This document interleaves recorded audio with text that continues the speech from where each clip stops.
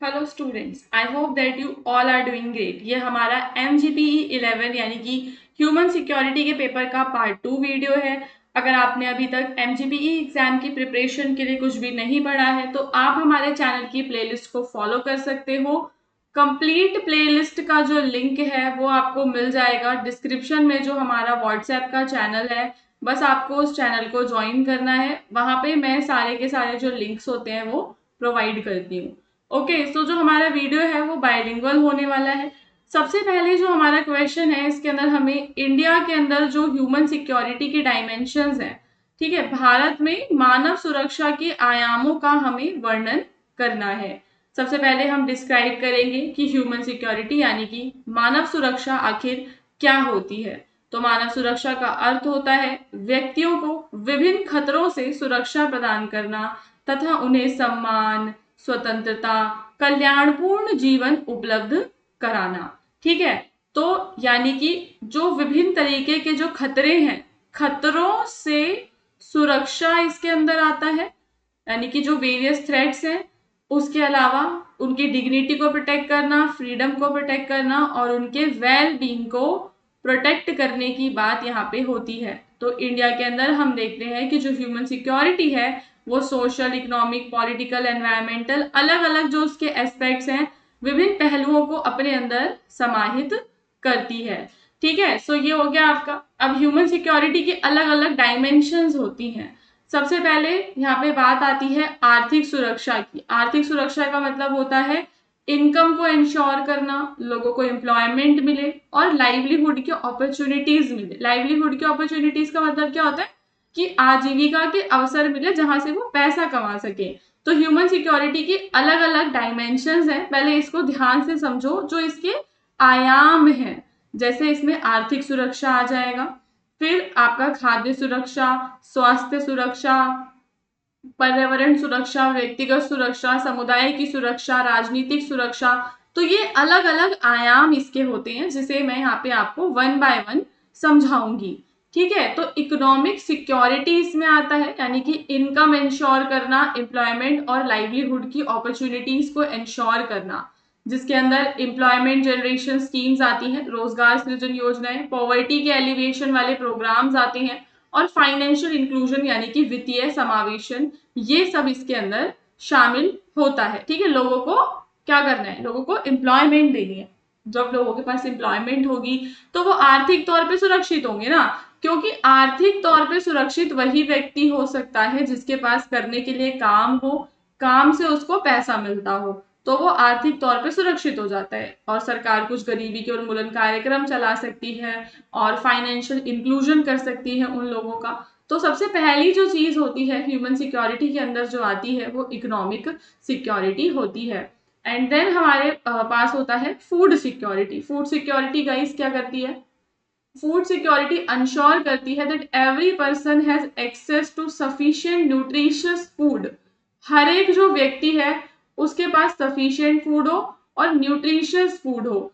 अब सरकार कैसे इंश्योर करती है? पीडीएस के माध्यम से, जो सार्वजनिक वितरण प्रणाली है उसके माध्यम से, नेशनल फूड सिक्योरिटी एक्ट के जो ये अधिनियम है इसके माध्यम से फूड सिक्योरिटी को यहाँ पे सरकार इंश्योर करने की कोशिश करती है।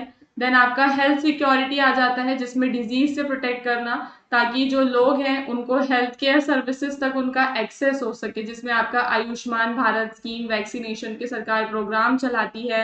एनवायरमेंट के अंदर आते हैं, जैसे लोगों को पॉल्यूशन से प्रोटेक्शन मिले, क्लाइमेट चेंज ना हो, नेचुरल डिजास्टर, इन सब से जनता को सुरक्षा प्रदान करना।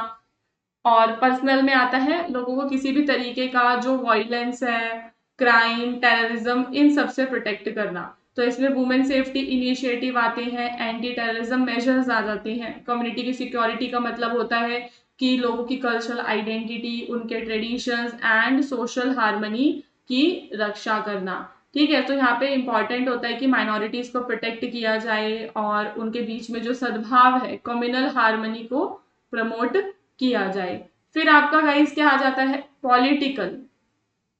पॉलिटिकल का मतलब होता है राजनीतिक सुरक्षा, जहां पे लोगों के जो फंडामेंटल राइट्स हैं और उनके डेमोक्रेटिक फ्रीडम्स हैं उनको प्रोटेक्ट करने की बात होती है। जिसमें आपका free and fair elections, human rights के जो प्रोटेक्शन है वो आता है। तो इंडिया के अंदर हम देखते हैं कि ह्यूमन सिक्योरिटी को इंश्योर करने में काफी सारे चैलेंजेस हैं, जिसमें कि गरीबी एक सबसे बड़ा चैलेंज हमें देखने के लिए मिलता है। लोगों के पास काम नहीं है, बेरोजगारी चैलेंज हो गया। देश के अंदर कितने सारे बच्चे हैं जो कुपोषण का शिकार हो जाते हैं, कुपोषण की वजह से उन्हें काफी सारी स्वास्थ्य समस्याएं हो जाती हैं। अपने आसपास का जो पर्यावरण है उसका क्षरण हो रहा है, आतंकवाद, सांप्रदायिक तनाव है और समाज में असमानता है। तो हम क्या देखते हैं दोस्तों, काफी सारे जो चैलेंजेस हैं भारत में लोग फेस कर रहे हैं। ठीक है, तो इंडिया में जो ह्यूमन सिक्योरिटी ओवरऑल आप देखते हो फोकस करती है लोगों के वेलफेयर पे। तो भारत में मानव सुरक्षा लोगों के समग्र कल्याण पर केंद्रित है। आर्थिक विकास, सामाजिक न्याय, पर्यावरणीय संरक्षण, लोकतांत्रिक शासन, ये सब मानव सुरक्षा को मजबूत बनाने के लिए आवश्यक होते हैं। ठीक है, तो ये सारा आपका इस फर्स्ट क्वेश्चन के अंदर इंपॉर्टेंट है, जहां पे हमने ह्यूमन सिक्योरिटी के वेरियस डायमेंशंस को एक्सप्लोर किया है। आई होप कि आपको ये क्वेश्चन नंबर 4 अच्छे से समझ में आ गया होगा। क्वेश्चन नंबर 1, 2 और 3 जो है ना, मैंने इसके पार्ट 1 में आपको करवाया हुआ है, जो मेरे इसी चैनल पे अवेलेबल है। बट इसकी जो मैराथन वाली क्लासेस हैं वो मैं लाइव लूंगी। उसके लिए आपको स्कॉलरली माइंड्स लाइव को ज्वाइन करना पड़ेगा। लाइव क्लास के अंदर एक मेजर बेनिफिट ये होता है कि अगर कोई ऐसे क्वेश्चंस हैं, ऐसे टॉपिक्स हैं जो आप पूछना चाहते हैं, वो आप हमसे लाइव क्लास के अंदर पूछ सकते हो। ठीक है, नाउ गाइस, क्वेश्चन नंबर 5 में आपको गांधी का जो पर्सपेक्टिव है इंटरनेशनल कोऑपरेशन को लेकर, उसके बारे में चर्चा करनी है। तो अंतर्राष्ट्रीय सहयोग के संबंध में महात्मा गांधी के विचारों की आपको विस्तृत तौर पर व्याख्या करनी है। तो महात्मा गांधी का विश्वास था कि जो लास्टिंग पीस और जो प्रोग्रेस है इस दुनिया में वो आ सकता है, लेकिन उसको लाने के लिए जरूरी है कि लोग एक दूसरे के साथ कोऑपरेट करें, नॉन वायलेंस हो, म्यूचुअल रिस्पेक्ट हो लोगों में, और नेशंस में जस्टिस हो। ठीक है, तो महात्मा गांधी का मानना था कि विश्व में स्थायी शांति और प्रगति केवल सहयोग, अहिंसा, पारस्परिक सम्मान और न्याय के माध्यम से संभव है। उनका अंतर्राष्ट्रीय सहयोग का दृष्टिकोण नैतिक मूल्यों पर आधारित था।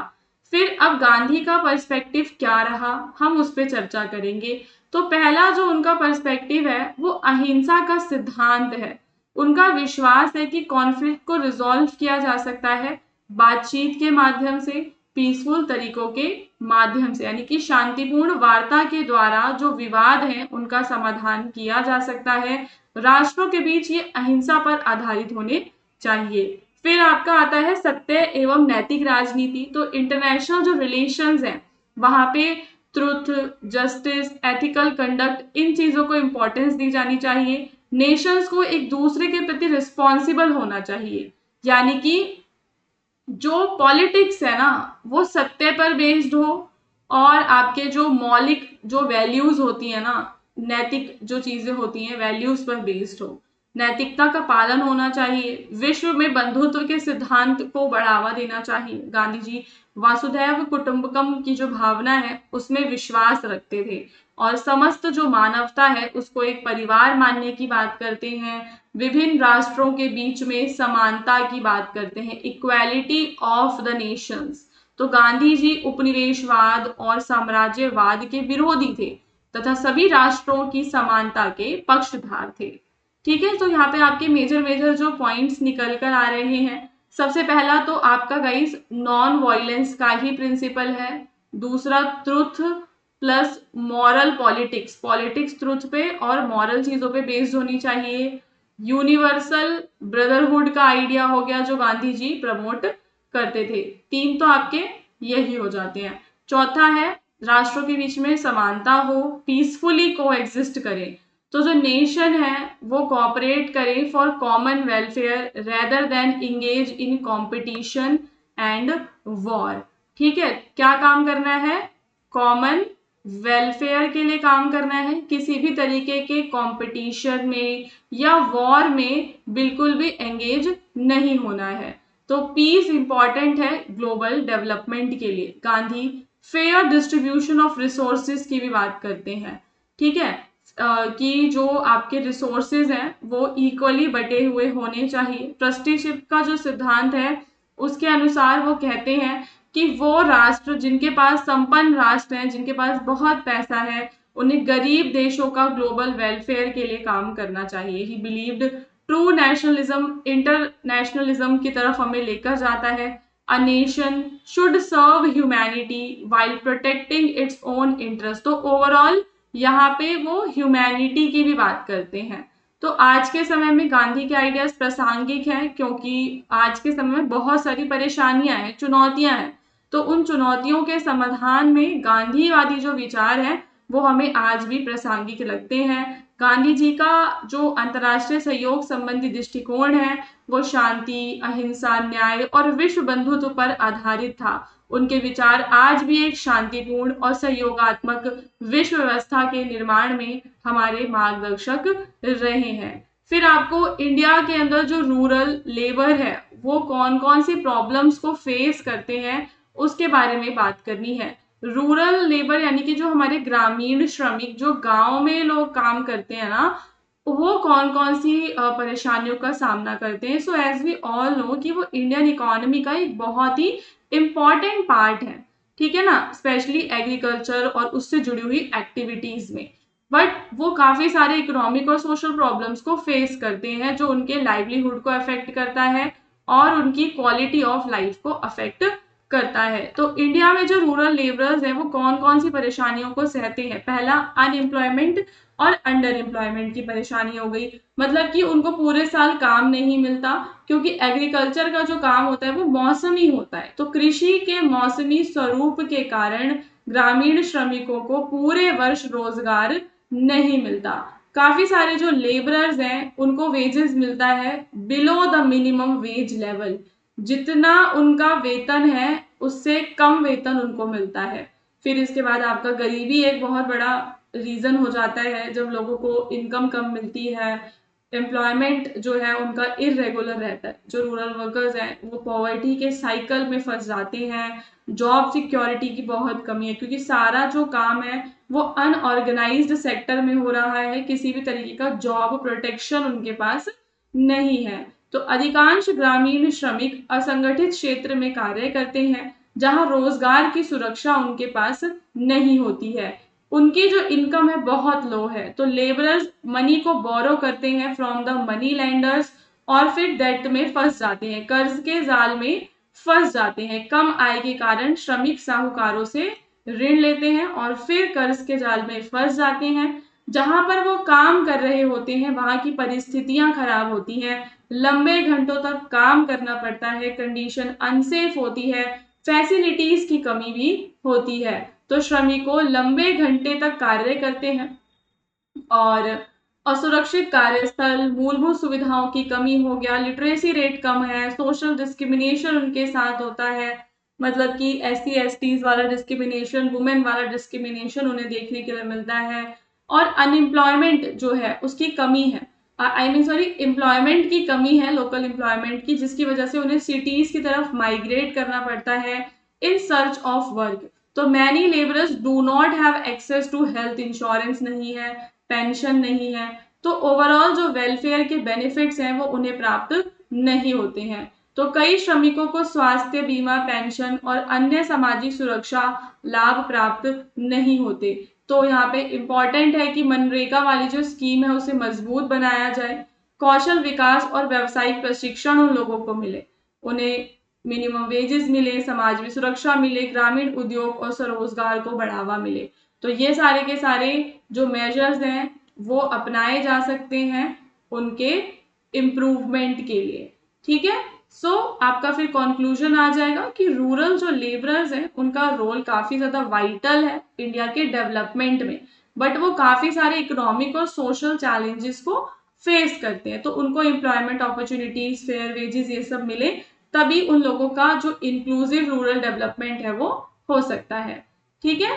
तो ग्रामीण श्रमिक भारत के विकास में महत्वपूर्ण भूमिका निभाते हैं, लेकिन वे अनेक आर्थिक एवं सामाजिक चुनौतियों का सामना करते हैं। तो रोजगार के अवसर, उचित मजदूरी और सामाजिक सुरक्षा उपलब्ध कराकर उनके जीवन में सुधार किया जा सकता है और समावेशी ग्रामीण जो विकास है वो सुनिश्चित किया जा सकता है। ठीक है, क्या इंपॉर्टेंट है? समावेशी विकास दोस्तों यहाँ पर इंपॉर्टेंट होता है। ये वाले जो टोटल 6 क्वेश्चंस हैं ये काफी ज्यादा इंपॉर्टेंट है, बट आपको कोशिश करनी है कि जो वीडियोस मैंने जून 2025 में बनाए थे आप उन्हें भी देखो और कोशिश करो ज्यादा से ज्यादा वीडियोस को कवर करने की, ताकि आपके मोस्ट ऑफ द क्वेश्चंस और टॉपिक्स कवर हो सके जो प्रीवियस ईयर में पूछे गए हैं। तब जाकर ही आप कहीं पर एक जो है ना परफेक्ट आंसर राइटिंग सीख सकते हो। और एग्जाम भी देखो अनप्रिडिक्टेबल ही आएगा, थोड़ा सा डिफिकल्ट भी आ सकता है, समटाइम्स चीजें रिपीट नहीं होती हैं, तो आपको ज्यादा मेहनत स्टार्टिंग से ही करते हुए चलना है।